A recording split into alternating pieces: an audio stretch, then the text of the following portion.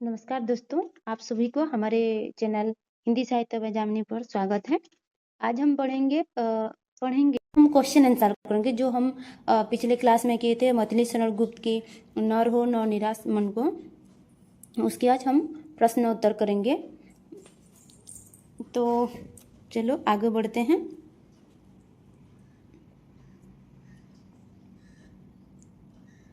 पहला क्वेश्चन, सही विकल्प चुनिए। जग में रहकर कुछ डैश करो। क्या करो? काम, नाम, धाम, जाम। क्या करना चाहिए? आप लोग बताइए क्या करना चाहिए। आंसर क्या होगा? सही आंसर क्या है? नाम। नाम करो।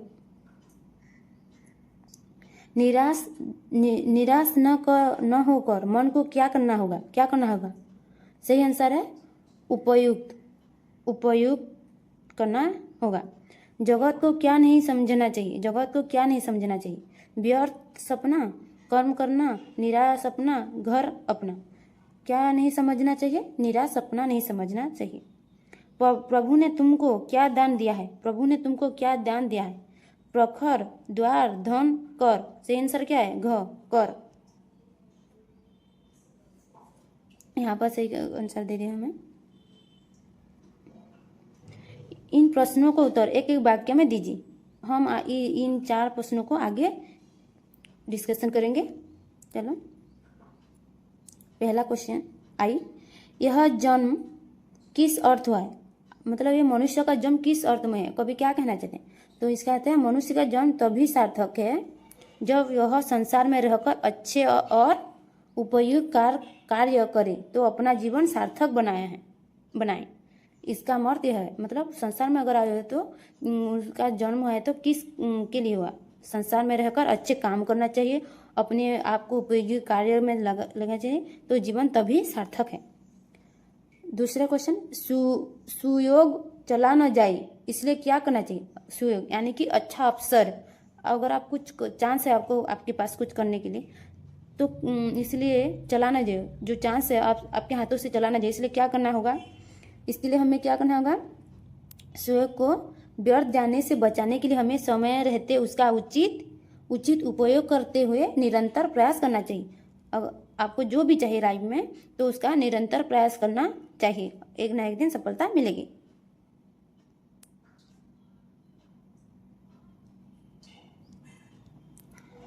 तीसरा क्वेश्चन, अपने पथ को कैसे प्रस्तुत करें? अपने पथ को यानी कि अपने रास्ते को कैसे प्रस्तुत करें, अच्छे करें। अपने लक्ष्य की ओर स्वयं प्रयास करके और कठिनाइयों का सामना करना चाहिए। सामना करते हुए अपने पथ को प्रस्तुत करना चाहिए। क्वेश्चन नंबर, अवलंबन हमारा कौन है? अवलंबन हमारा कौन है? तो उत्तर है अखिलेश्वर, अर्थात परमेश्वर हमारा अवलंबन। यहाँ पर किस लिए ईश्वर का, यानी कि आप लोगों को हमारे साथ ईश्वर है, इसलिए आपको अपने रास्ते पर चलते नहीं, जो भी कठिन रहेगा वो दूर हो जाएगा। आगे क्वेश्चन के देखते हैं। इन प्रश्नों का उत्तर 3-4 वाक्यों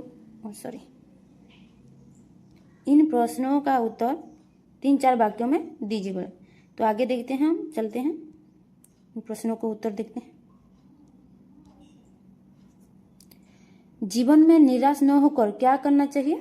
उत्तर, जीवन में कठिनाइयाँ और बाधाएं आती रहती है। क्या कठिनाइयाँ और बाधाएं सबके जीवन में आती रहती है, लेकिन उनसे निराश नहीं होना चाहिए।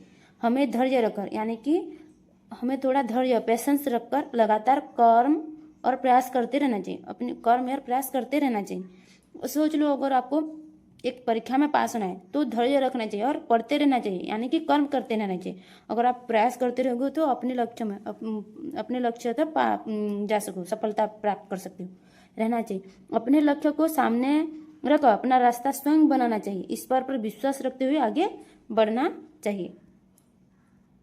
दूसरा क्वेश्चन, सब जाए लेकिन क्या सुरक्षित रहना चाहिए? यहाँ पर कवि क्या कहना चाहते हैं? सब कुछ चले जाए लेकिन क्या सुरक्षित रहना चाहिए आपके पास और क्यों? मनुष्य के जीवन में धन संपत्ति, अन्य भौतिक वस्तुएं समाप्त हो सकती है, लेकिन आत्मसम्मान और अपने गौरव का भाव सुरक्षित रहना चाहिए। यानी कि धन संपत्ति चली जाए तो चली जाए, भौतिक वस्तुएं चली जाए तो चली जाए, पर आत्मसम्मान और गौरव यानी कि सम्मान अपने पास रहना चाहिए। आत्मसम्मान मनुष्य को कठिन परिस्थितियों में भी मजबूत बनाए रखते हैं, इसलिए मनुष्य को अपने सम्मान को भी नहीं खोना चाहिए। तीसरा क्वेश्चन, किसी धन को अल्प क्यों नहीं समझना चाहिए? क्यों अल्प नहीं समझना चाहिए? कवि के अनुसार मनुष्य को किसी भी प्राप्त साधन यानी कि टैलेंट को, क्षमता को छोटा नहीं समझना चाहिए। अगर आपके पास जो भी टैलेंट है, जो भी साधन है, उसको मतलब छोटा नहीं समझना चाहिए। ये सभी ईश्वर द्वारा दिए गए उपहार है। ये सभी क्या है?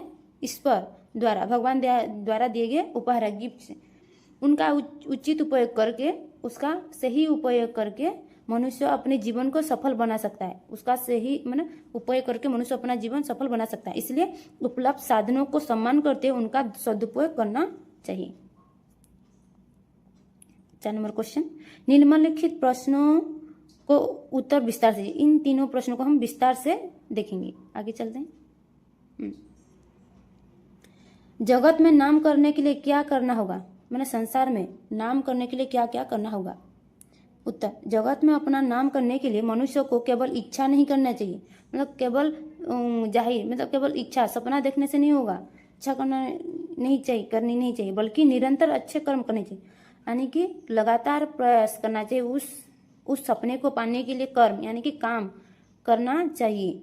उसे उपयोगी कार्य करके समाज के लिए कुछ करना चाहिए, मैंने उसका ठीक उपयोग काम करके समाज के लिए कुछ करना चाहिए। जीवन में मिलने वाले अवसरों यानी कि आपके जीवन में जो भी चांस मिलेगा, अपॉर्चुनिटी मिलेगी, अवसरों उचित उपयोग करना चाहिए और कठिनाइयों से घबराना नहीं चाहिए। जो भी कठिनाई आने का, प्रॉब्लम आपकी लाइफ में आएगा, उससे घबराना नहीं चाहिए, आगे बढ़ते रहना चाहिए। अपने मार्ग स्वयं बनाकर लक्ष्य की ओर लगातार आगे बढ़ना चाहिए। साथ ही अपने आत्मसम्मान और गौरव को बनाए रखना चाहिए। साथ ही अपने सम्मान, मतलब आपको अगर कुछ नहीं मिल रहा है तो आप लोग हताश नहीं होना चाहिए, अपने आत्मसम्मान के साथ आगे बढ़ते रहना चाहिए। अच्छे कर्मों से ही मनुष्य संसार में अपना सम्मान और नाम प्राप्त कर सकता है।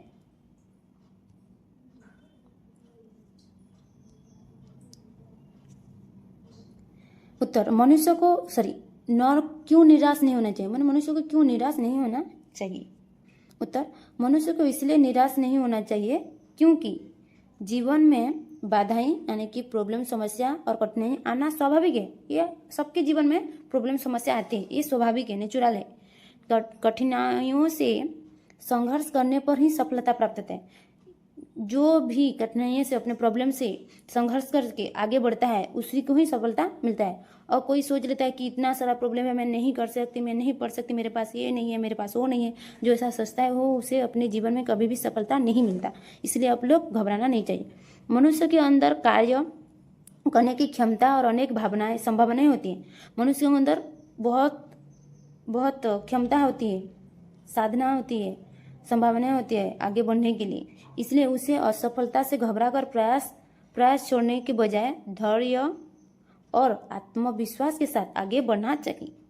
ईश्वर को अपना सहारा मानकर कर्म करते रहने से जीवन सार्थक बनाया जा सकता है। आप लोग समझिए।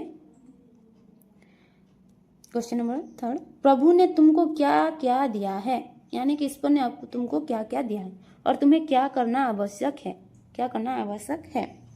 उत्तर, प्रभु ने मनुष्य को जीवन, कर्म करने की शक्ति, बुद्धि, क्षमता और अनेक साधन प्रदान किए। क्या क्या दिए हैं? प्रभु ने तुमको जीवन, कर्म करने की शक्ति, बुद्धि, क्षमता और अनेक साधन। इन साधनों को छोटा या बेकार नहीं समझना चाहिए। इन साधनों को क्या नहीं समझना चाहिए? छोटा या बेकार नहीं समझना चाहिए। नहीं, मनुष्य का कर्तव्य है कि अपनी क्षमता और साधनों का उचित उपयोग करे। उसे अच्छे कर्म करने चाहिए और अपने जीवन को सार्थक बनाने का प्रयास करना चाहिए। केवल साधन मिल जाना पर्याप्त नहीं है, उनका सही उपयोग करना भी आवश्यक है।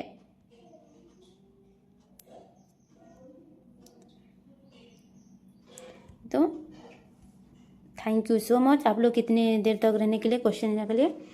प्लीज़ लाइक शेयर और सब्सक्राइब कर देना। और आपको अगर और इसी आपके 11वीं या 12वीं क्लास के जो भी क्वेश्चन आंसर चाहिए साहित्य सुधा के, तो मैं आपके लिए लेकर आऊँगी। आपको पढ़ाना है तो पढ़ाने के भी, और क्वेश्चन आंसर प्रश्नोत्तर दोनों लेकर आएंगे। Thank you so much.